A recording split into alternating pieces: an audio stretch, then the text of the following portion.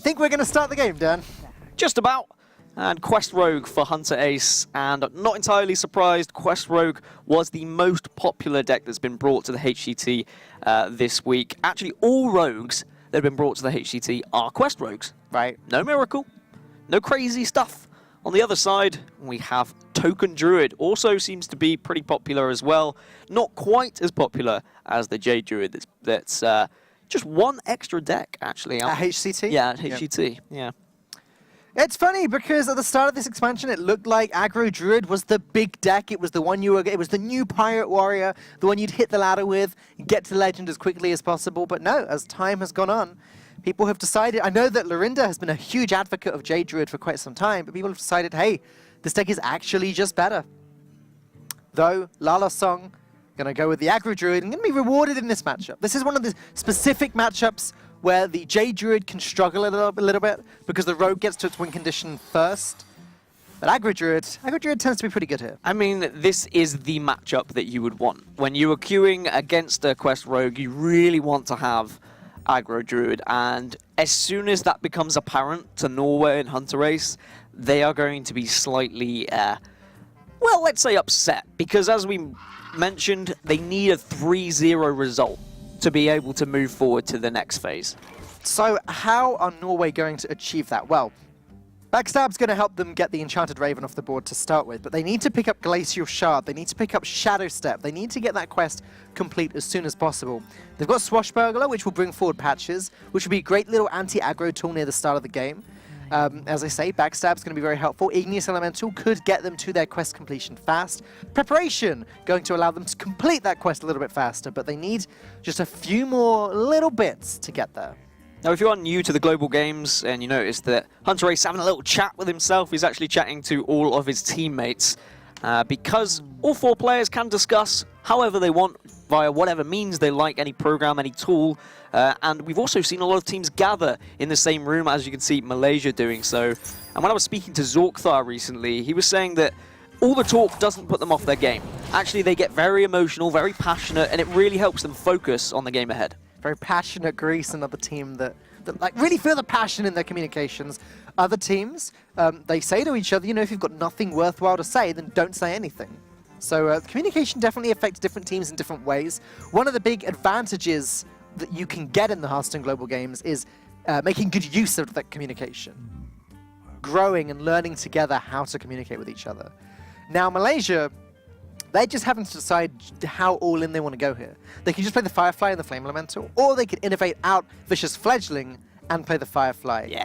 I definitely like the look of that play, Dan. I mean, the only downside to it is it messes up your curve ever so slightly, and you don't know where you're going to get the follow-up, whereas if you were to wait, you could play Druid of the Claw when you innovate it out. But I mean, if you have the option to put a Fledgling on the board, usually you just put the pink bird on the board. You're an aggro Druid, you'll draw something to fill out the curve, no problem.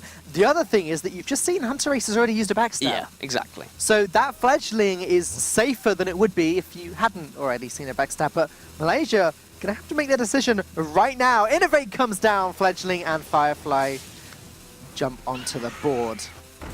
Yep, and as expected, I mean, I think Malaysia were still having the discussion of, well, how can they remove this Fledgling? How detrimental is it to our game? Oh. If there's a way to remove it, well, there is a way to remove it. Perfect timing. That could have been good night to Norway if they hadn't have actually got that backstab, to be honest. Hunter Ace hanging in by the skin of his teeth already.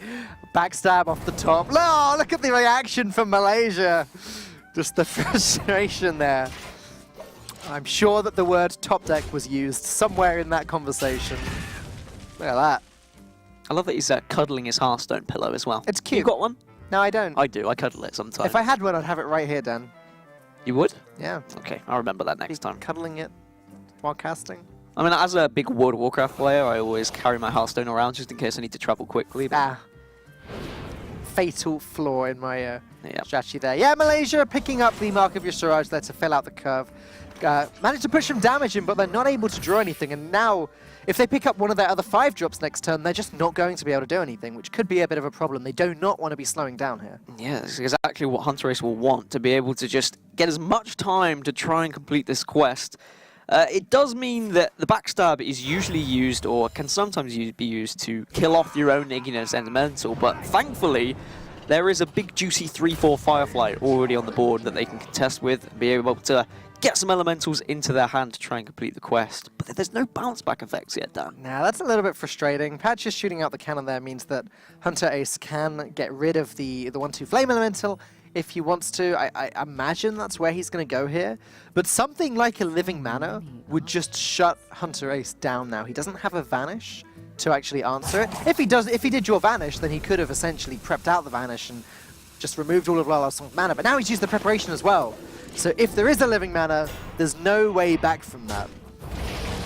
This is why I love Swashbuckler. And I say I love it, I also hate it at the same time when I'm playing against it. Right. Because they can find outs and they can find methods and tools to deal with things that they usually wouldn't be able to deal with. And that can be very frustrating to play against, but it also can be extremely entertaining to play with. Things are going downhill for Malaysia now that they seem as though they've just sort of run out of steam. They weren't able to play anything onto the board on turn 4, so they play the Savage Roar just to push 5 damage to the face, which is fine. It's playing nice and fast, but just not getting them anywhere. And as you just pointed out, Firefly picked up. Firefly helps. They just need 1 bounce back now, so I imagine Novice Engineer will come up first to draw. The only fear for Hunter Ace in Norway at the moment, and hello, there it is, just right on time. Well, there's 6 in the deck, right? So it's pretty likely that they pick one up. Unfortunately, I think you were about to get to this, but they can't complete the quest in the next 2 turns. Because they have to play all 3 of these Flame Elementals. They cost 1 mana each. They bounce 1, they can do that for free, but then they need to play the 5 mana quest. So because preparation's gone, it looks like we're 2 turns away from completion. So they'll probably go down the route of just trying to build as big a board as possible, hope that Lala Song is forced into maybe trying to trade with some of it, and hope there's no Living Mana. Living Mana would be pretty detrimental at this point. Just all that damage that could be heading towards your face. I like this though, Shadow stepping out the Firefly, playing for maximum resources, gonna make that board as big as possible. Next turn, play all 3 Flame Elementals, and the turn after, aim to complete the quest. Second Savage Roar isn't going to do anything, unless, you know, Lala Song decides to just deal with the Firefly. But no, it's Druid of the Claw this turn. Yeah, it's Druid of the Claw, but how do you play it? Do you play it with charge and just send 4 right to face, take them down to 12, then the following turn you've got another 8, 9 if you want, if your Druid of the Claw survives, combining it with Savage Roar. So any kind of, I mean, patches off the top would be nice. Okay, so Lala Song knows exactly what's in Hunter Ace's hand. They're all Flame Elementals, which means they were all generated by another card. So as long as someone from Team Malaysia are keeping track, then they know what's in the hand. They know the quest isn't going to be completed next turn. They know it's coming the turn after. So I think charging into one of the minions seems unnecessary. Therefore, I do like this play, hitting the face like you said. All that helps. In theory, Norway would have had to take 4 face damage and also trade everything in if they were going to deal with this Druid of the Claw. So actually that play made perfect sense. But now with the pickup of the Glacial Shard, Hunter Ace can just freeze the 4/4. I expect Lala Song is not going to look too happy about this. This is looking perfect for Hunter Ace and Norway. At the moment, it looks like they're kind of on track to win a very unfavorable game. We need a considerable draw now from Lala Song. Bloodsail Corsair will draw patches, but they can only trade into 2 tokens, and there's still going to be 25 left on board.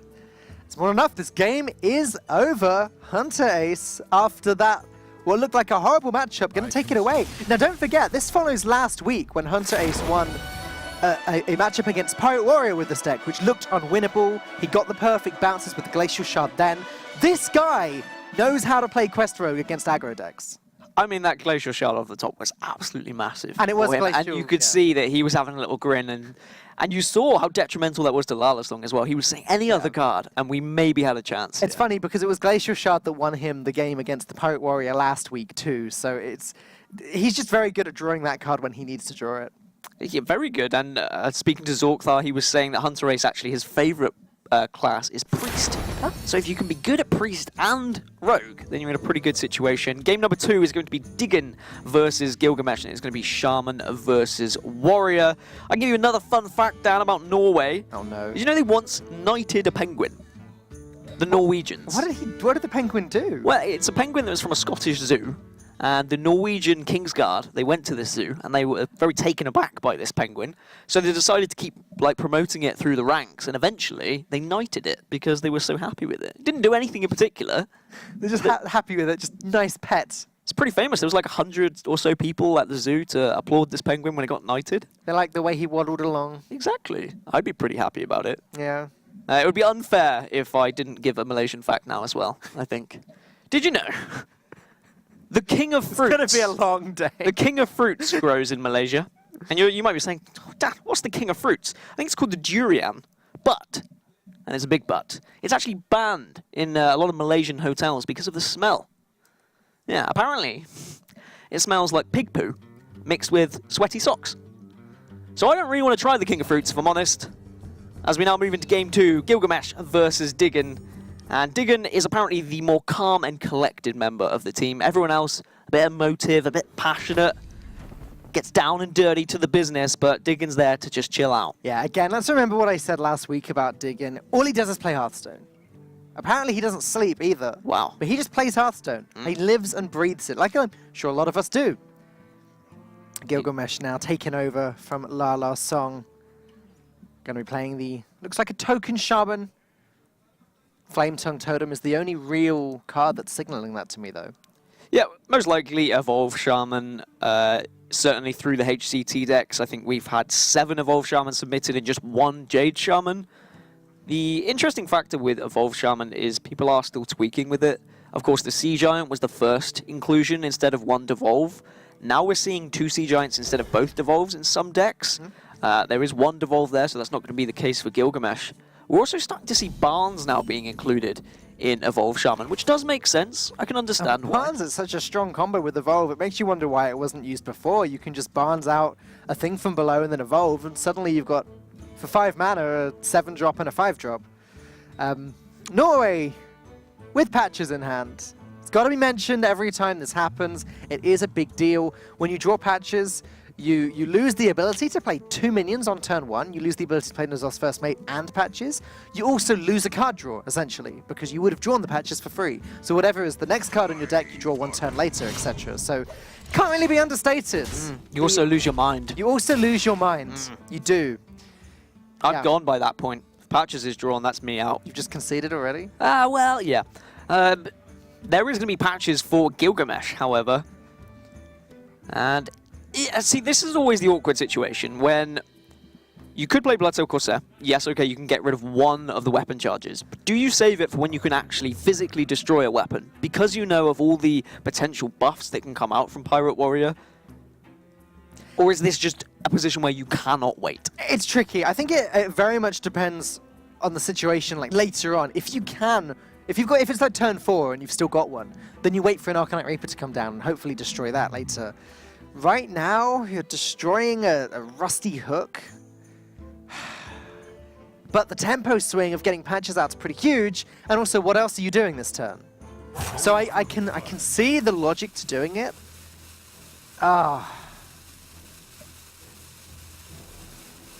I don't know, Dan. It's really tricky. I think you have to just pass, yeah. I like the pass. It is very passive. And it is scary to be passive against a Pirate Warrior. The problem is now, if he draws patches, then he basically just lost the game off of the back of that. So it is a risk. It's only a 1 in 25 risk, but it is a risk. It does mean that, in theory, he can coin out his Flame Tongue Totem this turn as well in conjunction with patches. That's strong. Get rid of that so there is a 3/3. way, yeah, to clear the 3/3 and clear off some of this weapon if Diggin actually pushes face. If Diggin has some sort of read and says, well, actually, I want to keep this, the Fiery War Axe may just encourage him to push face, though. Yeah, the thing is, it's kind of inconsequential. I don't think Diggin would care if the Rusty Hook got destroyed. I don't think Malaysia would care too much about destroying it. I think that just having patches out is more valuable than worrying about the weapon destruction now at this stage in the game. I agree with you. I think Flamestone Totem Coin Bloodsail Corsair seems pretty strong. Nice early Volcano Eruption. I can see it coming up. I love a nice early Volcano Eruption. It's always the best way to get a day started. As Norway currently 1-0 up, as we touched upon, they really need to be winning this series 3-0. Currently, China top of their group, Malaysia just behind at 1-1, and then Singapore also on 1-1 as well. Norway 0-2 in their group. I mean, it's tough for them because even a best third place is going to be really difficult because they're already at a 2-6 score difference. So And the that's problem why is, the 3-0 would be great. well, we might end up in this situation where 3 of the groups end up with 3 ties. Three ties for 3 teams with, oh my goodness. Lots of ties happening. Hey, ties where 3 of the teams have 2 wins and 1 loss. Yeah. And if that happens with 3 of the groups, then anyone that doesn't get 2 wins is just out. So it's struggle for Norway even if they win this 3-0, but it's so important just for that little chance. Little chance to get through to top 16, little chance for that extra prize money. They want to win 3-0. Yeah, their hope is they win 3-0 and Singapore lose 3-0, and then actually they would just automatically qualify, Dan. Right. So they don't even need to worry about that third place tiebreaker. Devolve, very important for Malaysia. Oh! Dirty Rat is a big pickup. Hang on a sec, Dirty Rat, and then is that Emerald Hive Queen? Yeah, so the Emerald Hive Queen is of course going to stall Norway's aggression ever so slightly, but there is still a lot of power on that board. I'm sorry, but that's one of the unluckiest devolves I've ever seen. Look at the amount of stats that are still sitting on the board here. The 3-3 became a 2-3. The Frothing Berserker became a 2-6. Like, they're still good stats. Yeah, there isn't. There's not really any way for Gilgamesh to do anything about this. And the Zoth's first mate just didn't change. It's still just a 1-1. It's not a pirate anymore, so if there was a South Sea captain, then okay, sure, the card got worse, but... And the thing is, if Gilgamesh does decide to use this Bloodsail Corsair here, just to eliminate the Rusty Hook, then the Fiery War Axe is just an easy play anyway. And it means there's going to be 8 damage pushed into face. Because of the taunt, the Dirty Rat's arguably worse than the Frothing Berserker for Malaysia. Now, Fiery War Axe almost definitely going to come down here. I don't think Diggin wants to spend 3 mana on patches. And I think he can just push face too. It depends how worried he is about Flame Tongue Totem. Sure. I suppose you could make some value trades here. It also might be worth just damaging this Hive Queen ever so slightly in case something else comes off, so you can then kill it next turn rather than it just being a nuisance on the board. Okay. So, thinking about Flame Tongue Totem, I like trading Dirty Rat into the 1-2. I don't know if you need to trade the Hive Queen, though, if you're doing that. I think I'd prefer just trading the Hive Queen into the Bloodsail Corsair and then using the Wisp to kill off patches and then just going face with the Rat and the Fiery War Axe. You want to keep the Rat nice and healthy? Yeah, keep the Rat healthy. He's your buddy at the moment. He's going to keep everything away. Alternatively, if you want to keep a little bit of power on the board, you could Fiery War Axe down patches, but at the same time, you know, Maelstrom Portal could exist, and that is wasting 2 damage. Depends how long you think the Wisp is going to survive, really. I know that it's not playing around Maelstrom Portal, but I do prefer going face here. Yeah, not killing off the patches is fine, because even if there is a Flame Tongue Totem, it's still not going to get through Dirty Rat. Just killing one of them is important. As the Pirate Warrior, it's just important that you start going face sooner rather than later. The Evolved Shaman probably wins this the longer the game goes. Like, the more Thing from Below type cards they get out, Doppelgangster Evolve can be a big swing in their direction if they can get a taunt or 2. Sunwalkers, etc. do exist. So Diggin just needs to start winning this game as soon as possible. And, you know, from the opening hands with the patches there, I thought that Diggin was in a really rough spot. I thought that Norway's dreams of going 3-0 were about to end. However, with that devolve, Diggin definitely still has a good reason to hope. And you were speaking about that Doppelgangster Evolve as well, of course, is now in the hand for Gilgamesh, but he may want to use this coin just to get a Thing from Below out here if he is that worried about the incoming damage. Alternatively, you're pretty bonkered, really.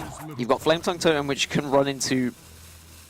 I think you have to maybe roll for spell power if you're going to go down that route. Gonna just point out the Doppelgangster. Okay, so the reason for this is that it creates a wide board for Malaysia. It threatens Norway. Gilgamesh is saying, hey, are you going to trade or are you going to keep going face? Because if you don't trade, there's a chance that I'm just going to evolve this board. And as we can see... Yeah, they're essentially like 3 2/2 taunts, right? Because you don't want to leave them on the board. So, for Diggin, trading in the Emerald Hive Queen is a pretty easy call, I think, here. Because he wants to be able to actually drop more cards in his hand. Maybe drop Frothing Berserker and Patches. In fact, if he makes that trade, then drops Frothing Berserker, he can then drop the Patches, trade in Patches and the Wisp into one of the 2/2s, trade in the weapon into the other. I like that. That buffs up the Frothing Berserker a lot. Alternatively, he could just trade in the Dirty Rat and trade in the weapon and leave both of the 1-drops alive, but as we haven't seen a Maelstrom Portal yet, I like trading in the 1/1s.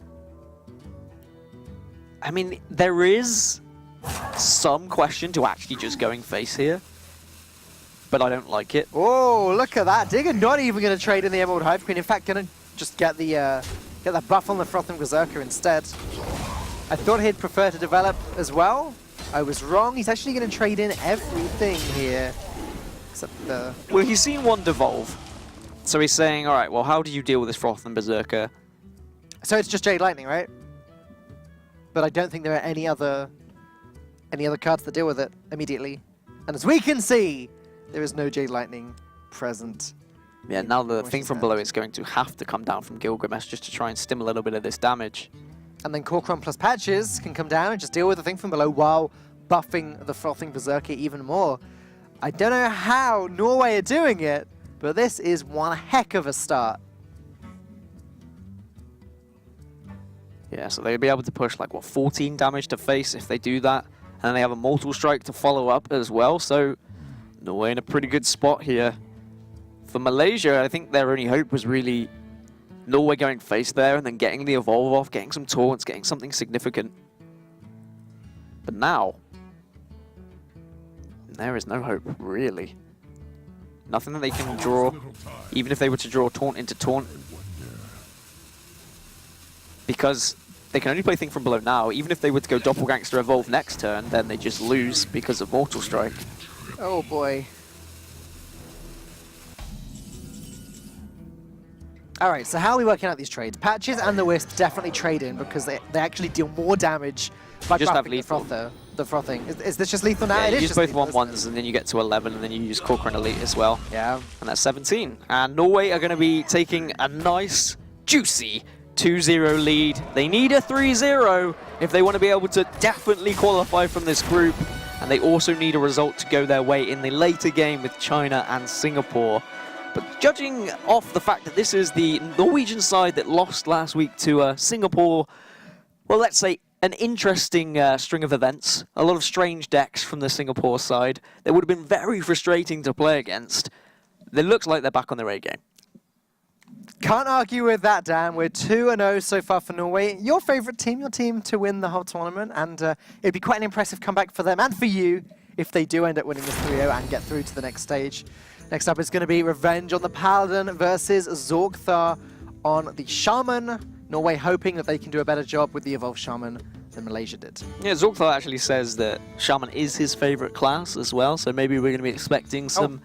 He's one of those, is he? Yeah, he's one of those guys. But you get the Shaman players that are like, no, I was like Shaman before Shaman was cool. And then it was like, you know, when Shaman was amazing. I did like Shaman before Shaman. Yeah, right.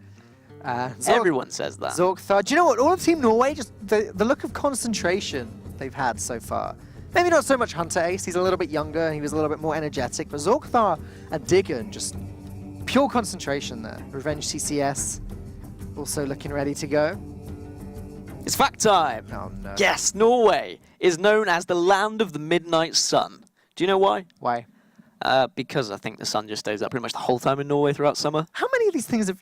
Hey, leave my fact book alone. Oh my goodness. There are a lot of facts here. There are. Like, I have to do something. I just like writing facts. Yeah, because it just never... The sun pretty much just never goes down in Norway. Scandinavia in general. I was in Sweden recently, and it's just so bright there at midnight. It's scary. At midnight? Yeah, like, genuinely, the sun just is always up. That is scary. How do you... Land of the midnight sun. When do you sleep? You don't, actually. Oh. No, as you said, Dig doesn't sleep. He just plays Hearthstone. That's true. I've got another Malaysian fact if you want it. Go. Do you know they have elephant crossing signs in Malaysia? Elephant crossings? Yeah. Forget in England where we have tank crossing signs. Just elephant crossing signs. So like instead of waiting for a train, you wait for an elephant. Mm-hmm. That would be something bizarre, wouldn't it? It's a different world out there, Dan. And because I think trains are a little bit more predictable than elephants as well. If there is an elephant crossing, you don't know how long you're going to have to wait. I don't know how predictable the elephants are. Maybe they got them really well trained over there. Maybe we do have them well trained. So, Paladin versus Shaman. Now, interestingly with Paladin, I was looking at the HET deck lists, and it seems like people are starting to now put, well, I say people, there is Onyxia in Muzzy's list, which is something that you brought up a couple of weeks ago. Zalay had it in, was it Star Ladder, I think? Yeah. I think you said it. And It tends to be Onyxia or Deathwing, generally, at the moment. yeah, I mean, Deathwing was the kind of go-to because it still had that clearing ability, but now it seems like we're getting to quite meaty control games, and actually Onyxia just seems to have more value than Deathwing does because you don't want to be throwing away all the cards that are in your hand. It sounds ridiculous to those of you that have been into Hearthstone for a long time because Onyxia has never been part of any meta, at least to my recollection. But when you think of the synergies you've got there, you've got synergy with the Curator, draw a dragon. You've got synergy with Sunkeeper Tareem. You buff up all of the 1/1s if they survive, turn them into 3/3s. And there's some pretty good reasons to run Onyxia, and there it is. Bang. Good call, Dan. It's like you knew. Bang!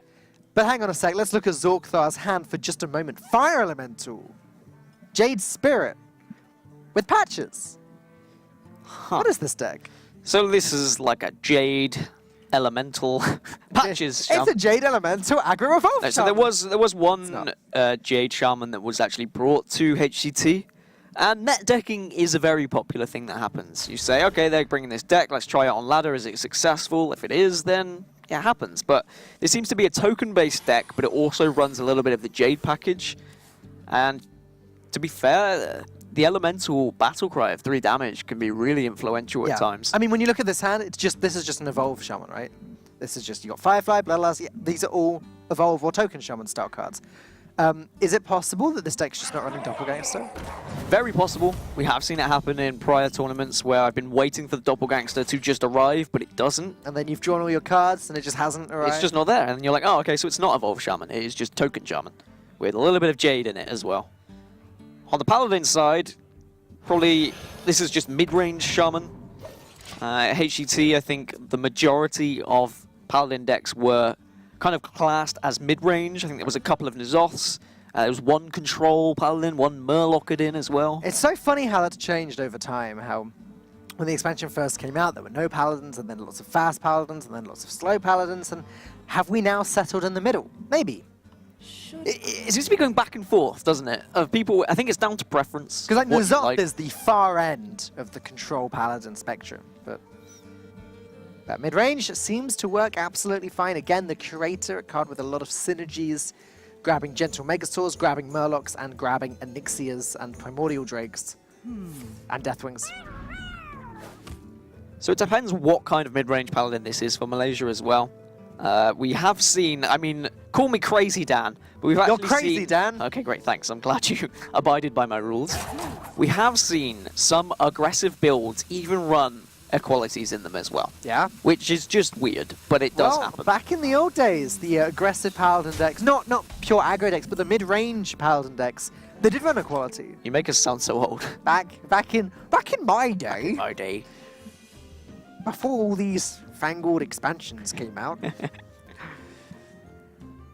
Back in beta. Exactly. Right, Norway can coin out Mana Tide Totem if they want to start digging through their deck, though as we can see, everything's a bit risky because there's a Murloc War Leader there. The power of the hero power that you get from the Valfin Inquisitor really shines here. You play War Leader, all of your 1/1s become 3/2s. So Mana Tide Totem would just be destroyed, but what are Zorkthar's other options here? It doesn't want to evolve this board. Sorry, to evolve this board, it does nothing. It just turns the 1/3 into a Wisp. Otherwise, he's just toteming up. I don't see that he has much of a choice here but to play the Mana Tide. I like Mana Tide, but it is scary going into turn 3 when Rallying Blade is a very large possibility. Rallying Blade 2, yeah. I mean, we haven't spoken about UK Paladin. We haven't. I mean, we can bring that up, right?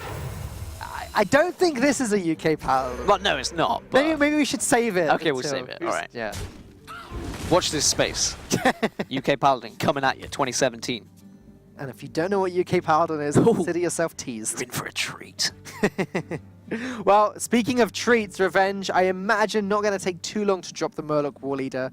Just instantly being able to get rid of the Mana Tide Totem is such a boon for the Paladin. And going to put Zorgthar under a lot of pressure. He's going to need to... But he can't coin anything else, so he may even need to devolve that board. Devolve isn't too bad onto a war leader. You kind of want to save your Devolve for when a Megasaur comes down and buffs up a load of Murlocs. That could be a great way to deal with it. I think the bad thing at the moment for Zul'Thar is having both Bloodlusts in hand. Yeah, it's not what you want. I mean, it is what you want later on when you've got a full board of stuff, thanks to cards like Primal Fin Totem, etc. But when you've got no board control whatsoever, double Bloodlust is not what you want. Revenge actually really taking his time here with every play, talking everything through with his teammates, considering every possibility. You see how Zul'Thar shot forwards when that Murloc War Leader came down? Like, oh dear, this is like the worst thing that could have happened. I think you have to just evolve Flame Elemental here. I think you're right. I don't like it, but I think you're right. This board is too scary. You need to just be fighting constantly. If you let the Murloc Paladin get away from you at any point, it's so hard to regain pressure. And it only gets worse from here too, right? Like Gentle Megasaur comes down next turn, gives these Murlocs with 3 attack, what, Wind Fury, extra health? Doesn't matter. Either of them are just game-breakingly good here. In worst case scenario, you devolve and they get A dirty rat. A dirty rat or something, yeah. It's just anything that's going to be tough to deal with. You're looking for something like a 2-3 of stats, and of course, a little juicy Wisp as well. You know you can trade into that Wisp. Well, do you know what? I think statistically, a lot of the time when you devolve a 3-drop and you get a 2-drop, a lot of the time, that 2-drop will only have 1 health. So it's likely that the Firefly will be able to trade into it, and there we go. Volatile, Elemental. Yeah, of course, does no damage to anything because there's nothing on the board to deal damage to as well. So it just became a 1-1 that does nothing. Yeah. So actually, there's a really good devolve for Norway, exactly what they needed to be able to swing this back into the game. And now they can start to Jade up. Jade Spirit next turn, Yeah. or Jade Lightning, but you probably prefer Jade Spirit. We Then play that Jade one- Lightning can yeah, be one used into as the other and then removal. Aya, yeah. And then you've got Aya as well, so you're in a decent spot now. Revenge not complaining too much though, as his hand is filled out nicely. He's got some pretty good ways of using his whole curve here. Grabs go Chump into Hydrologist and then drop a secret. Seems pretty perfect. You get a 2-1, you get a 3-3 thanks to that little buff. And let's see. No Noble Sacrifice, but Getaway Kodo is the value pick. That's usually the one you go for. However, I doubt Malaysia will want to drop the Getaway Kodo and add a Wisp to their hand. Yeah, because the Wisp will be the natural target with a secret on board. So, is there an alternative secret to pick up that you'd want to play immediately this turn? I don't think there is. Both Eye for 9 Repentance seem pretty bad going into turn 4 against the Shaman. I mean, you could play Repentance, because if he was to drop, I don't know, like a Primal Fin Totem or something like that, or Okay. anything that you could deal with a little bit easier, I'm not adverse to. Gonna go with the Getaway Kodo. I guess he could trade the Wisp in then. No. So he's pretending it's something else. Yeah, you always send it to the Wisp every day. Yeah, there's nothing stopping Norway from doing that. No thought process behind that, not even asking his teammates. There you go, it is going to be the Jade Lightning. He's still got a decent board that trades well with the Grimescale Chump. Jade Spirit can come on next turn into Aya, into Fire Elemental, or some combination of cards like that. Spike Witch Steed, that does mean on turn 6 Oh, you've with got the Wisp Wisp. into Spike Witch Steed, which is pretty nice. That was the plan. That was the plan from the start. plan all We'll along. play the Getaway Kodo now. We'll get the Wisp returned to our hand, and then when we draw Spike Witch Steed, we get a 6 mana 3/7 that summons a 2/6. And Malaysia will feel they're in a good spot as well when they're able to get a Spike Witch Steed down. But this isn't your typical Evolve Shaman. There is that Jade package that you've got to worry about. There is that Fire Elemental there that is going to be able to make a difference as well. There is more value to be had from this Shaman with Norway. And the Jades are just ramping up so fast here too. Tyrion Fordering, usually the snap pick. There is already a Creator in hand, so I don't think that gets enough value. Grimescale Protector worth considering because you don't have anything to play on 7. But no, ultimately does go with the Tyrion. Wisp going to come down too, that's interesting. Playing right into the potential of a Maelstrom Portal, which is surprising to me. Another Jade Generation card. So we can go Jade Spirit into Aya, into Jade Claws. The last Jades that this hand can give you is a 5/5. So we are getting there. We're getting into heavy threat levels here. Consecration is quite nice here, actually. You may still be tempted for that Spike Witch Steed. So we've seen a Devolve already from Norway. Yeah. So Steed is so tempting. You just buff up the 1/1 Murloc. Gotta go with the Wisp. Okay. Well, I mean, I suppose Hungry Crab is a thing. Oh, that's true. So you try and avoid that. I was thinking you buffed the Murloc for the Gentle Megastore, but you're right. Playing around Hungry Crab does seem more important. And Hungry Crab is something we've seen in the HET deck lists as well. I think we've seen it turn up 11 times in the 64 decks submitted. Wow. So it is just about there. It was, especially in the European playoffs. There were a lot of Hungry Crabs. I remember Tyler's lineup, for example, all of his decks having them. And there's only five token druids as well, so there's still Hungry Crabs elsewhere rather than just that token druid. Sure. And there you go. This board is looking a little bit nasty. Not quite completely out of control yet. When Aya dies, it's going to give a 4/4. There's that Onyxia. I wonder if it's the only dragon in the deck. It's possible. Quite possibly, yeah. We have seen the mid-range paladin remove Primordial Drake in a lot of instances. Problem is the damage it does to your own board. Bloodsail Corsair now picked up from Norway. No patches present yet. So that is more potential damage later. In fact... Does mean you could Jade Claws down this Wisp, and then you could use Aya plus Bloodsail Corsair and the patches to be able to kill off. I was going to say, there might be some combination with the Fire Elemental too. Fire Elemental plus Bloodsail Corsair, bring out patches. I guess the Fire Elemental gets you a bigger minion to put on the board than Jade Claws. Yeah, only slightly though. Oh. I think it's alright. Oh, we're back on the volcano again. I mean, that's 2 volcanoes in one series. Come on, let's think about this now. It's a long day production. Come on, guys. Like... You can only erupt the volcano so many times in a day with 6 series. We're going to have words. Right, we're starting to see a board build up now for Norway. Unfortunately, there is still a lot of board to be built up from Malaysia as well. Tyrion, Onyxia there. And there's that Crazed Alchemist. I mean, that's something that we've seen in the HET deck submissions in a couple of decks.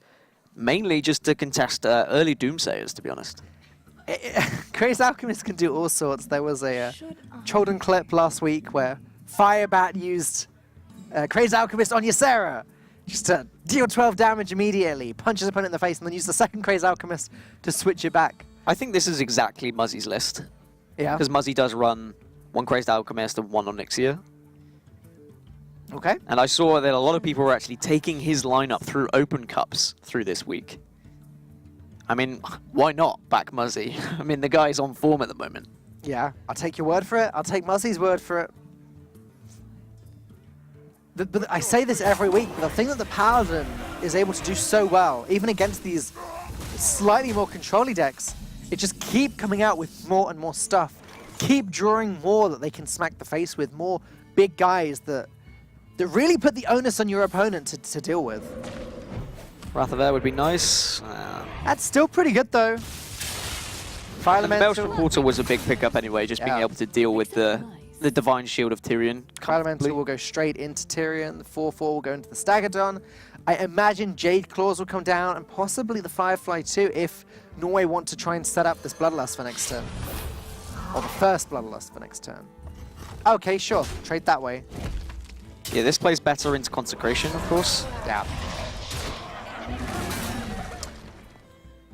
And they may keep those Fireflies for that exact reason. The 2/1 is very helpful if there's a Consecration, though, because it's actually going to give a Divine Shield to the Fire Elemental or the Jade Golem. In fact, Sorkthar looks like he's going to go all in, and I don't blame him with the Bloodlusts in hand.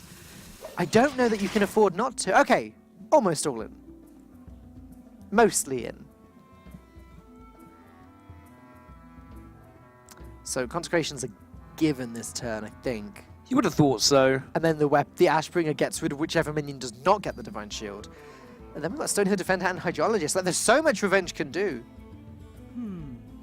Yeah, unfortunately, running out of resources now for Zorkthar, and yes, okay, his Jades are getting to a decent spot, but also Revenge CCS is going to be able to generate so much board pressure now. Is there any weird play? Yeah, I was going to say, starting with the Crazed Alchemist here.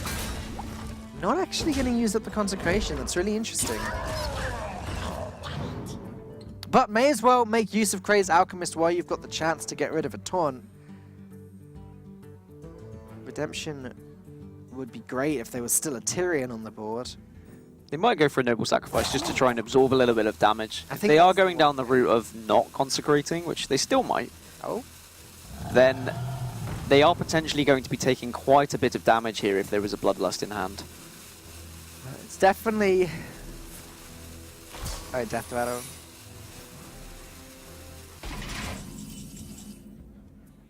So there's Ooh. 20 damage with a Bloodlust, but of course a Noble Sacrifice will take a little bit of that off.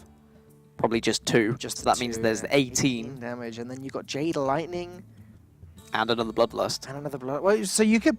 So Norway could Bloodlust this turn, hit face with everything, pop the Flame Elemental down, Hero Power, and then just try and set up the second Bloodlust and Jade Lightning next turn. The only worry for that is, look at how much damage is in the hand for Malaysia as well. Of course, it's Redemption, not Noble Sacrifice. Did they pick? Oh, okay, I Yeah, didn't they actually did. see in the end.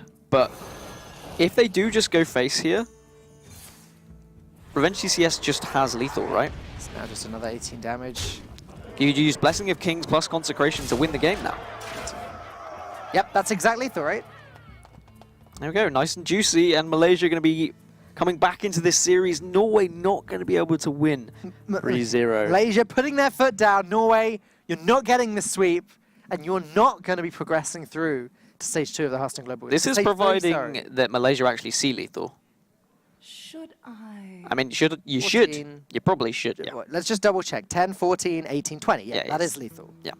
That is definitely 100%. No But questions. sometimes when your tournament life is on the line, you do have to count these things over and over. I mean, we can speak about Norway, but also Malaysia do have a chance to qualify as well. If they win this game and Singapore were to lose, then they are definitely through. And with Singapore going up against China, I certainly think Malaysia will feel they are in good nick to potentially do so. Yeah, Malaysia, look at the celebrations going on there. Very different attitudes, I imagine, from both teams right now. Excitement from Malaysia and a little bit disheartened, I think, Team Norway. Norway seem to pretty much have their heart set on, if we don't win 3-0, we can't get through.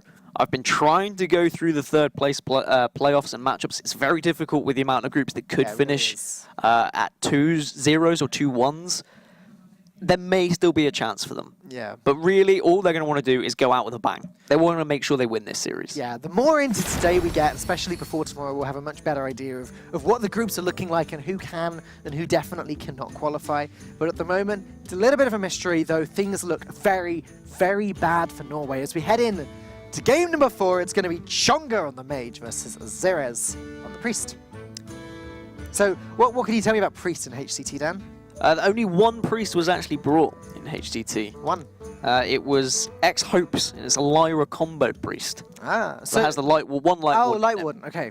Yeah, just the one. Priest hasn't got much love. Hunter and Warlock. No Hunter and Warlocks, unsurprisingly, as well. Yeah, that's not too surprising either. I've got some stats somewhere about Hunter in stage 2 of the Hearthstone Global Games, and it's quite surprising that we've only seen Hunter 10 times in the last 2 weeks. Mm-hmm. We've seen Hunter 10 times, whereas Hunter has been the deck not chosen 28 times. Okay. So what I mean by that is that when a player has had to choose between Hunter and another class, 28 times that they've chosen the other class, 10 times they've chosen Hunter. So not very popular at all. Poor Hunter. Actually, the class that's been passed up on the most. The reason for that is that Warlock is just the class that doesn't appear in the lineup the most. So Poor Warlock. that's just pushed down to the ace match. We don't get into the position where people even have to decide between Warlock and another class as often. So according to my stats, Warlock's been passed up on 24 times and picked 3 times. But Mage, then, is going to be opposing the Priest, and Mage is in a really weird spot right now, where everyone's just trying to jumble everything together to try and find the optimal Mage, which just doesn't exist. We're seeing in the HGT deck lists that now we're seeing a hybrid of Secret and Burn, where we're seeing the Crystal Runners just being added to Discover Mage, and it's like... The players are just trying to find the perfect mix of these cards, right? So Mage is the most versatile class. Hey yo, let's get some Exodia Mage. Rewind a little bit. Okay, open the Waygate. The mage quest gives you an extra turn.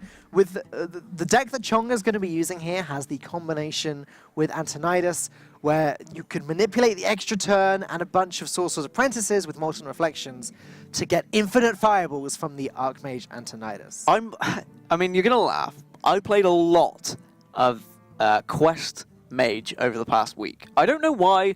I just saw a list and was like, I really want to try this. So you play loads of Quest Mage randomly and you get rewarded. I play loads of Dragon Priest because I feel like I've got a good reason to, and don't cast a game of that for 3 weeks. Good.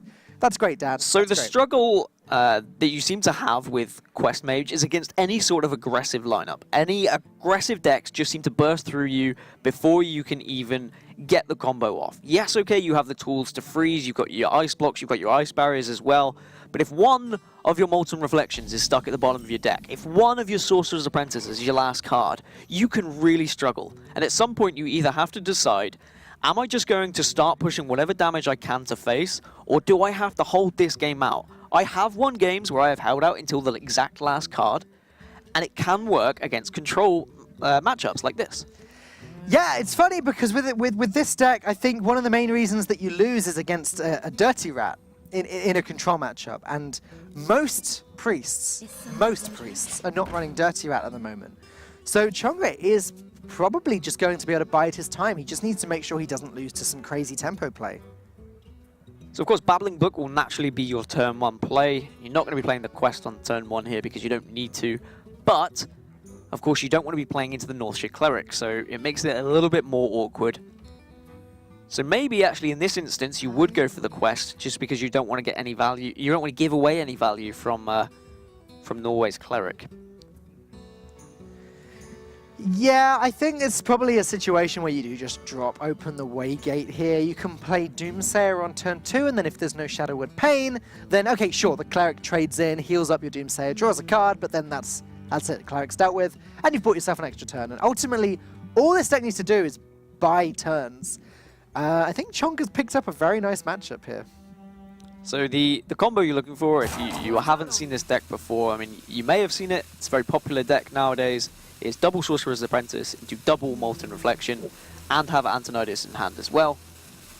So you play the Sorcerer's Apprentice, you play Molten Reflections, then you play the quest, you end the turn, and you play Antonidas plus a spell, and just get unlimited fireballs to win the game. I think it's fair to say this is one of the hardest decks to play as well. There are a lot of intricacies to it.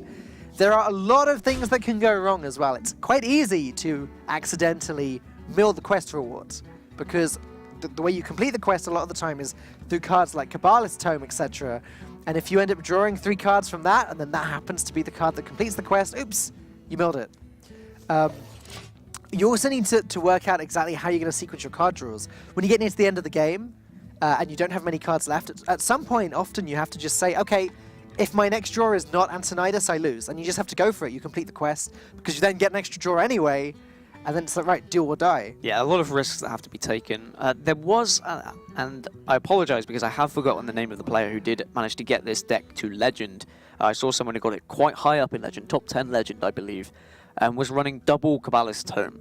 Wow. And the only issue I found when trying it out with Kabbalist Tome is sometimes my hand was just too full, because I had so much removal, so much stall, that I wasn't able to play Kabbalist Tome in some instances, Yeah. because then I would just be milling cards.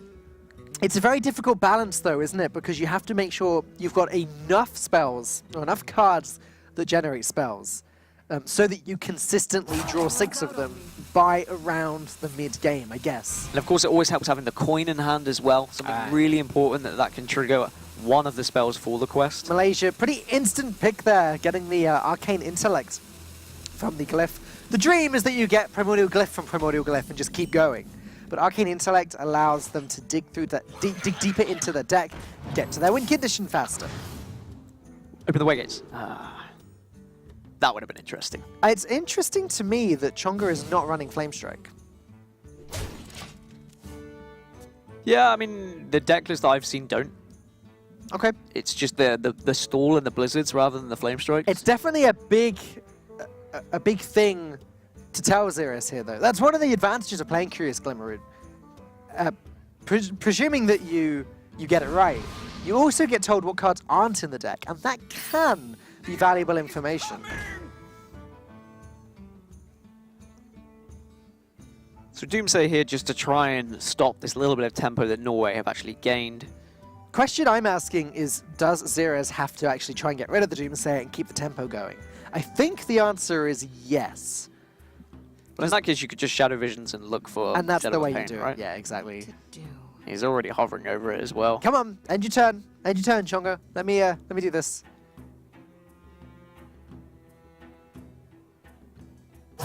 So a couple of cards already in Malaysia's hand that can provide those extra spells that aren't going to start in your deck.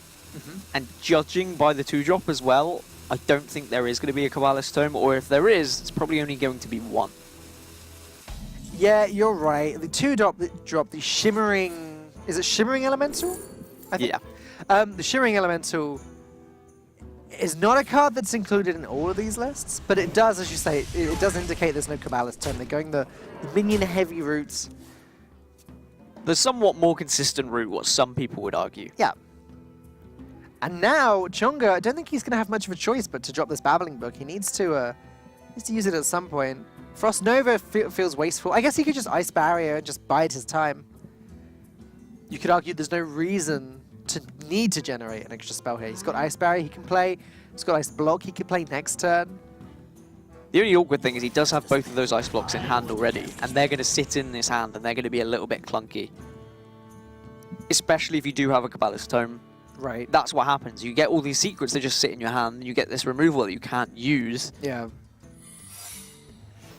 Barrier going to go down first. And that's unsurprising. Yep, Barrier tends to be much better in the early game than it is in the late game, as it's more likely to buy you an extra turn.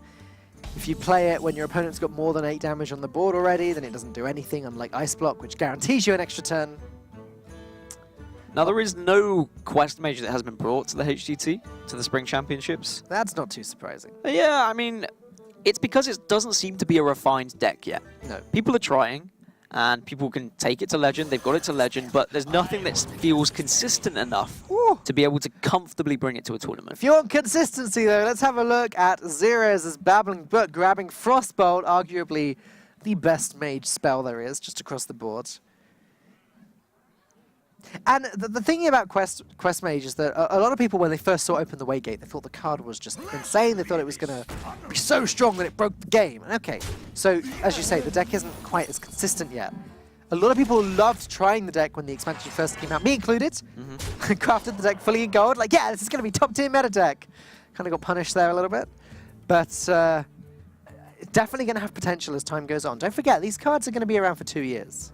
Yeah, that's the thing. If there's any sort of more card draw or more random spell generation available for the mage, then this deck could get a little bit more scary. Cold Light Oracle is an interesting inclusion that, of course, is going to help you with card draw, but inevitably does draw your opponent cards as well. It can actually punish your opponent if they're also playing a control game, though, because you can force them to mill some cards. Yep.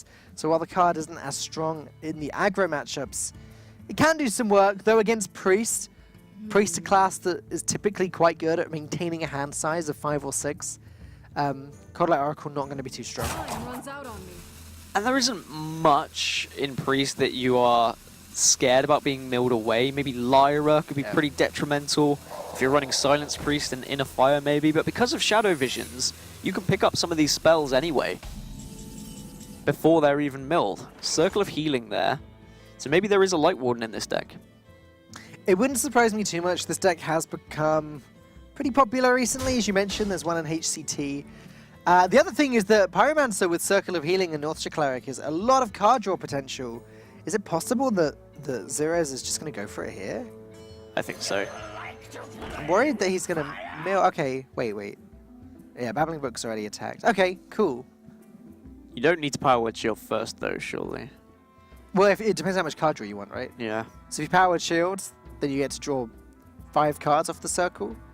If you don't, you're drawing 1. Well, if there's a way Xerez is going to win against this deck, he needs to do it quickly.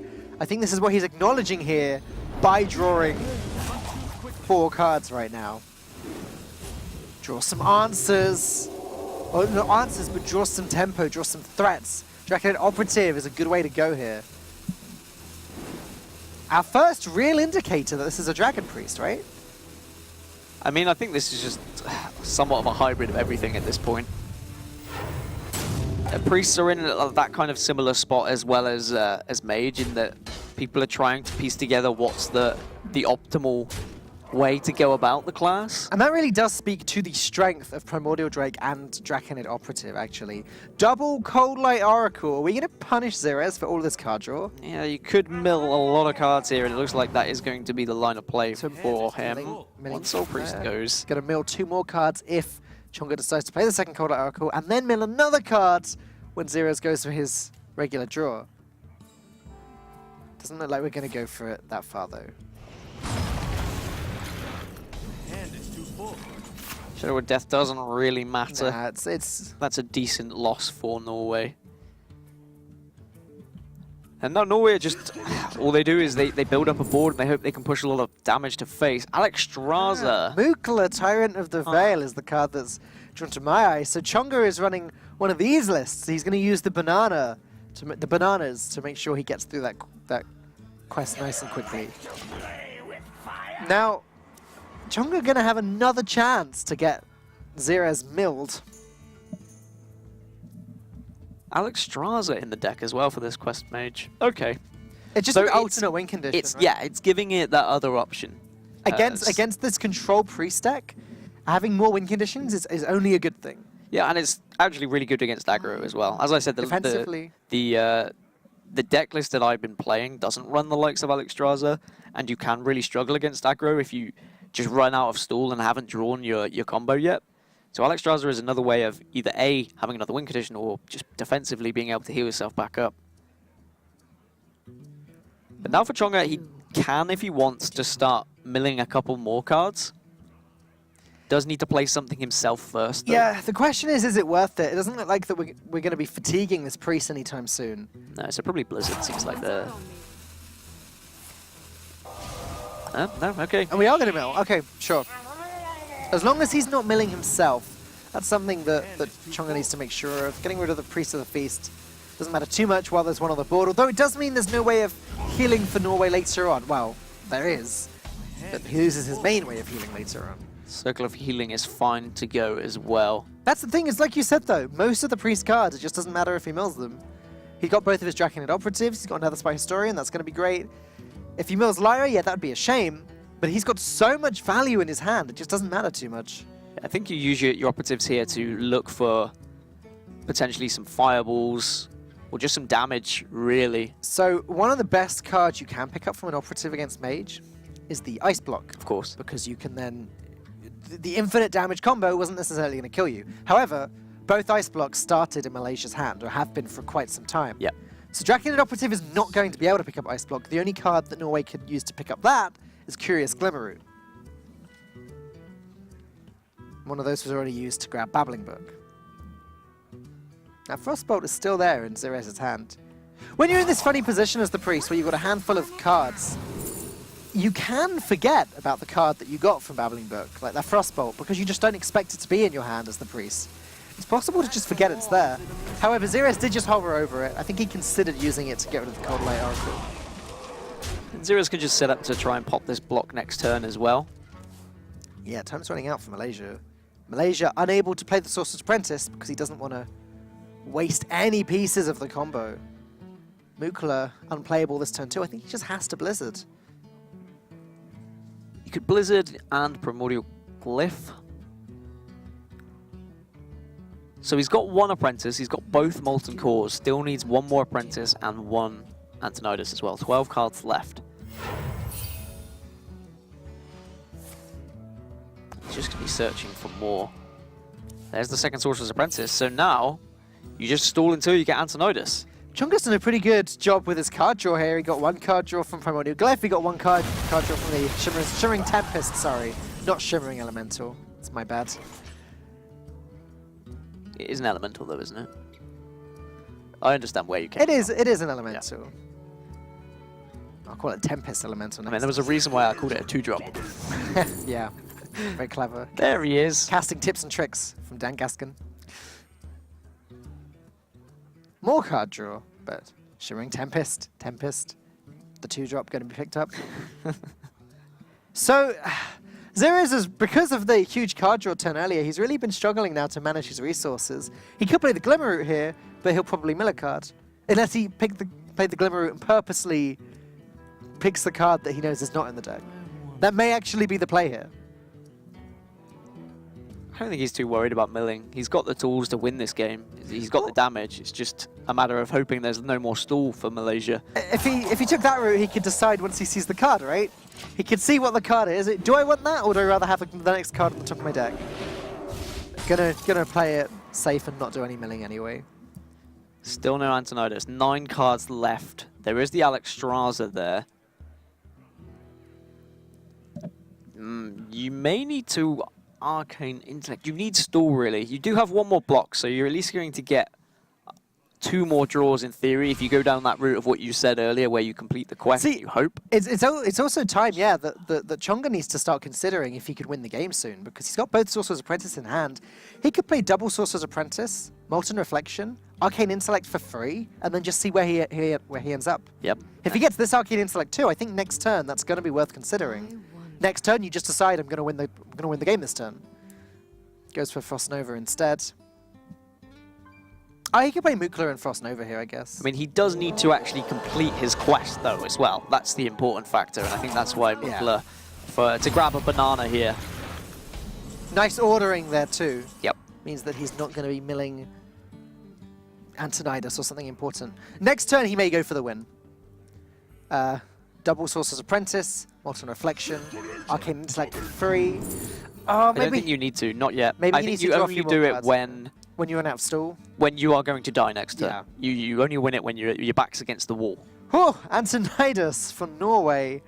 I wonder if Babbling Brook is just better, though. Antonidas works well with the Shadow Visions, but Norway's hand is just so full.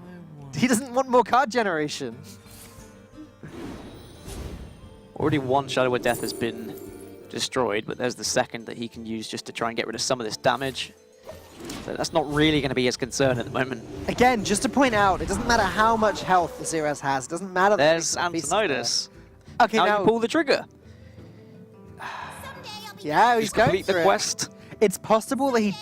Oh, no, he's got both Molten Reflections. He's got it. He's just won. He's already won. So you complete the quest. Amazing. Now, using the Arcane Intellect, or the bananas, whatever you've drawn, you can play the quest. The next turn, you've got Archmage into countless fireballs, and how much fun will Malaysia have with this? I've seen a lot of people with their BM just sending fireballs here, there, and everywhere. And if Norway's hopes of a 3-0 victory had already been thwarted, a 3-1, they may still have felt like they had a chance, but certainly a 2-2 and a potential 3-2 is not going to put them in a great position for a 3rd place qualifier. I don't even know if they can finish 3rd. There's the concede again. Infinite fireballs are about to come out. When fireball costs 0 mana and that also generates another fireball, you probably, well, yeah, you just win the game, which is why we saw the concede straight away there. Beautiful combo. I love seeing it happen every time. This may be one of the first times it's happened in the Hearthstone Global Games, if not the first time. So, just want to remember. So I don't think now, I'm going to put it out there, I don't think there's a way Norway can even finish 3rd. But Dan, that's my worry. Norway, your team. Because they are, even if they win this next game, they're going to find themselves at 1-2 with a 5-8 score difference. Singapore are currently on 5-4, so even if they lost 3-0, they're 5-7 at 1-2, and they've already lost to Malaysia. So that does pretty much mean this is going to be all she wrote for Norway. However, Dan, we do still have that potential for them to go out with a bang. Hunter Ace is going to be picking the mage, and it's going to be Revenge CCS with the warrior. Now, I'm disappointed because when I was speaking to Zorkthar, he was saying, look, we need to win 3-0. If we're not going to win 3-0, we're probably going to bring Warlock, because I allowed Hunter Ace to build the Warlock of his dreams. So you got lied to. I feel like it was just misinformation. Misinformation. Yeah, he said that he allowed it, and it was a deck that Hunter Ace has been wanting to build for a while, but we're not going to see it played. The deck of his dreams. Deck of his dreams. Anyway, I can go for my last facts from Norway and Malaysia. Now we've got to a game 5. Norway has the longest road tunnel in the world. Okay. You're going to ask me how long it is, aren't you? How long is it, Dan? Well, It is 15.3 miles. And itself, it's just become a tourist attraction in Norway. People just go to see how long the tunnel is. So it's all like inside, all underground? Or what? Well, it's a tunnel. Yeah. That's how tunnels work. I feel really claustrophobic. I wouldn't like it in there. So Malaysia, as you can see, just keeping themselves hydrated. Very important as a Hearthstone player. Make sure you drink lots of water. And Hunter is looking much less enthusiastic now. Did you notice earlier on he was ready to go. He was laughing. Now he's just looks solemn.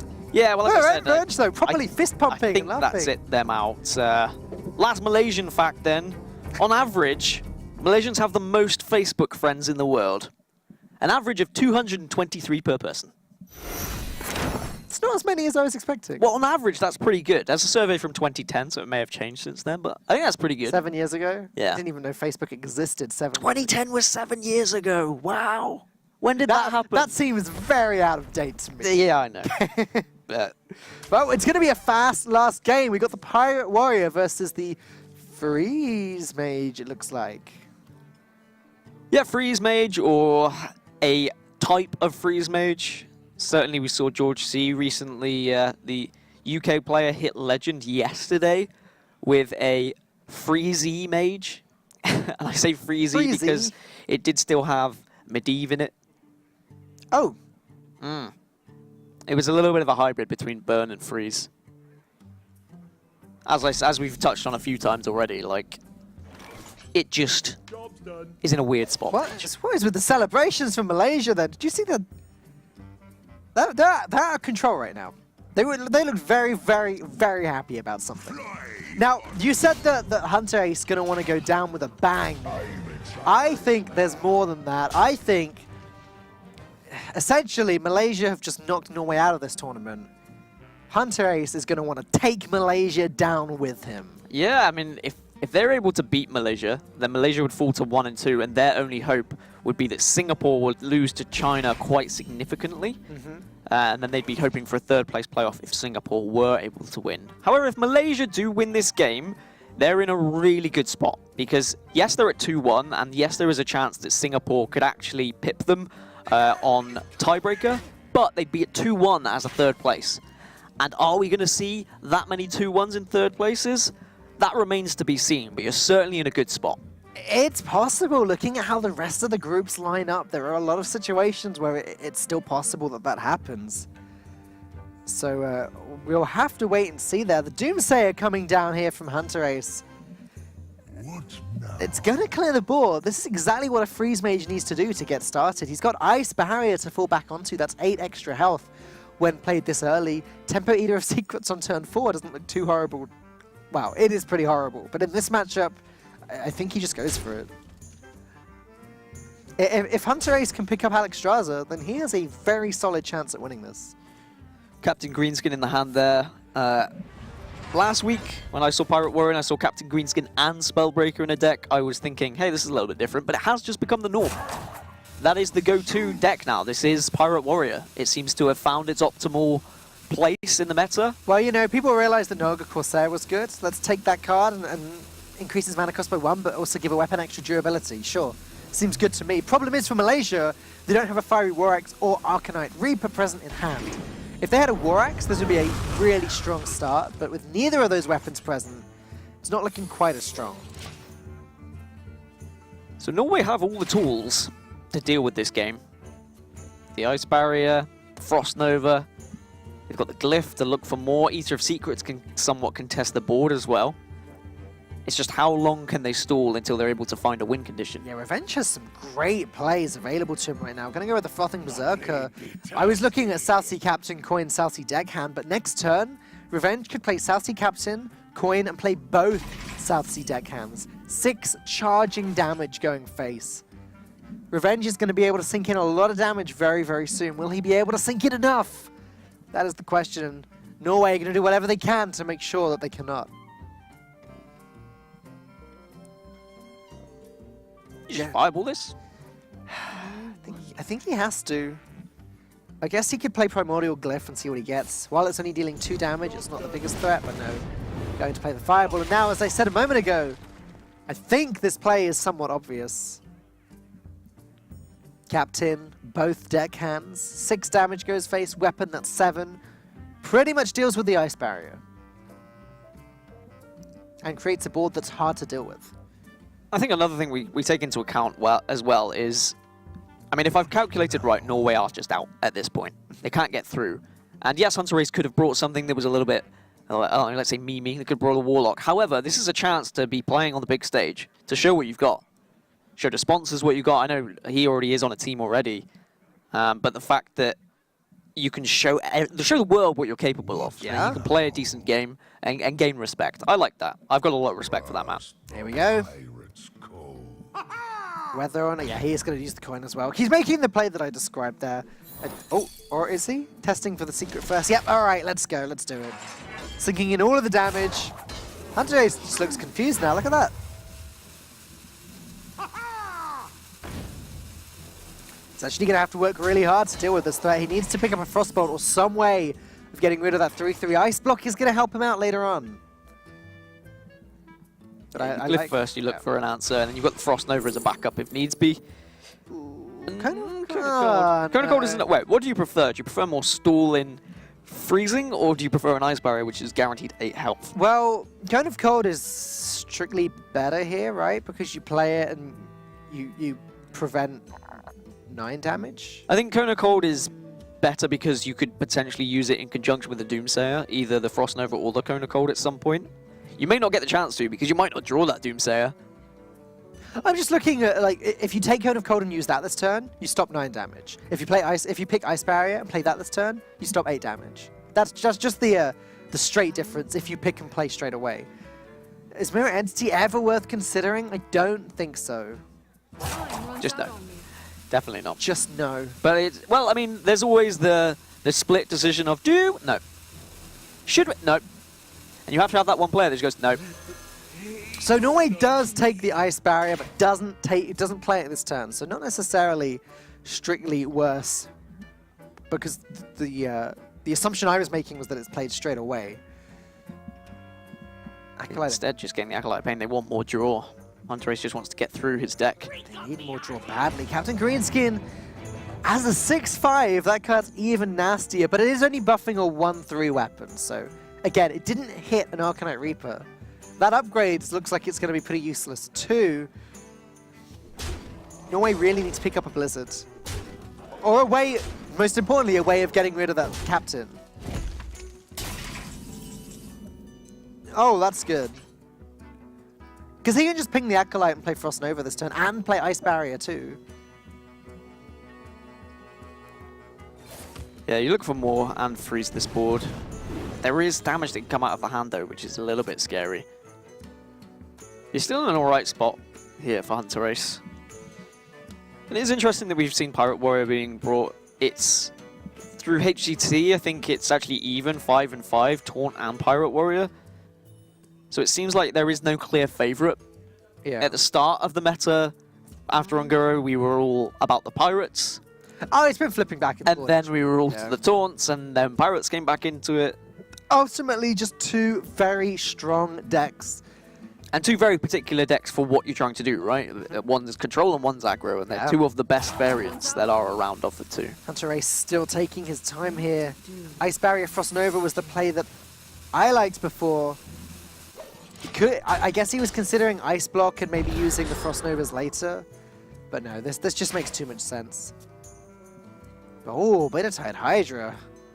Revenge's board is getting nasty. Okay, you know when I was talking about optimal pirate lists? And I was saying how we seem to have found the best list. Beta-Tide Hydra does pop up now and then. It's been popping up now and then right since the beginning of the expansion. Yeah. People tried it seemed bad. People stopped trying it, and now people have been trying it again. And with the more board control-y Pirate Warrior decks, it just makes a lot of sense.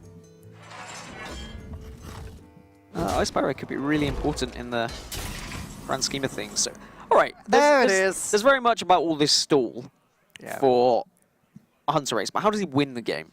So Frostbolt helps a lot because he can Frostbolt away the 3/3, which debuffs all of the pirates.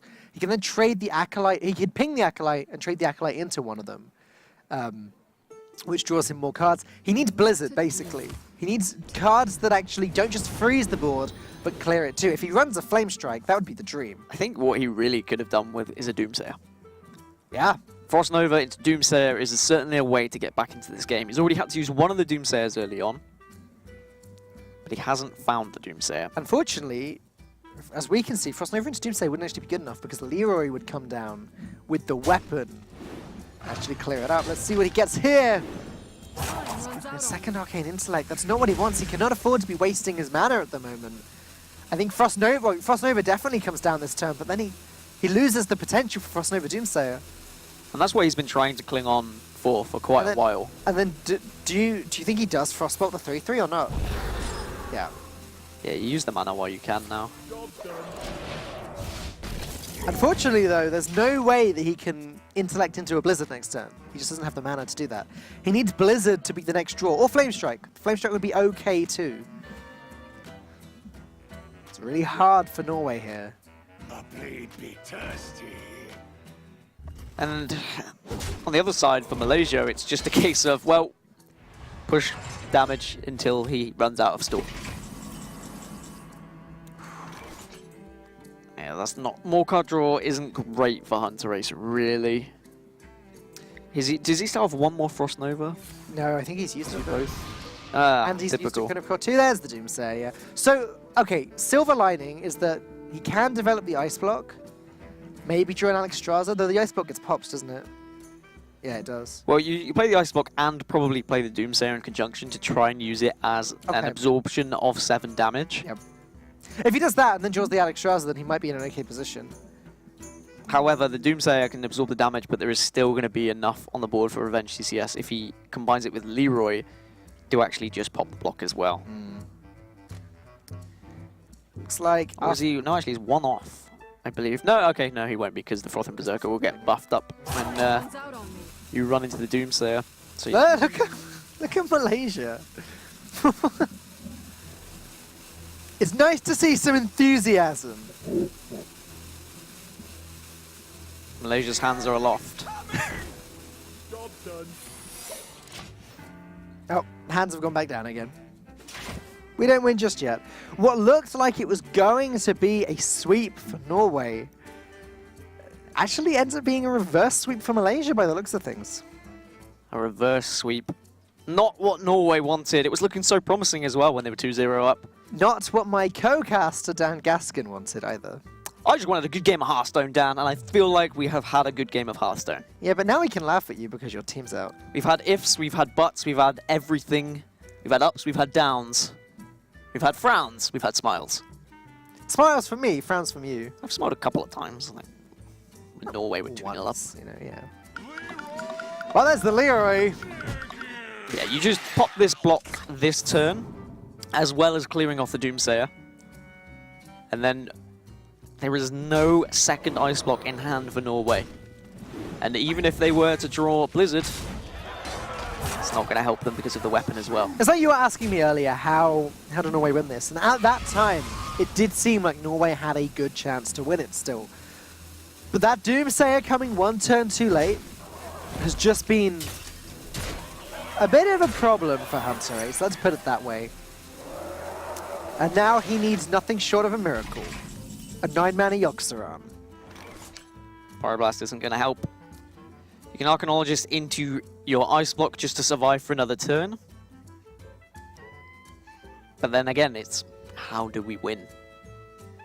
You can send 3 damage to face by attacking into the Bittertide Hydra, another 3 damage by pinging it. So slowly but surely, we'll chip away at that. Take him down to 24.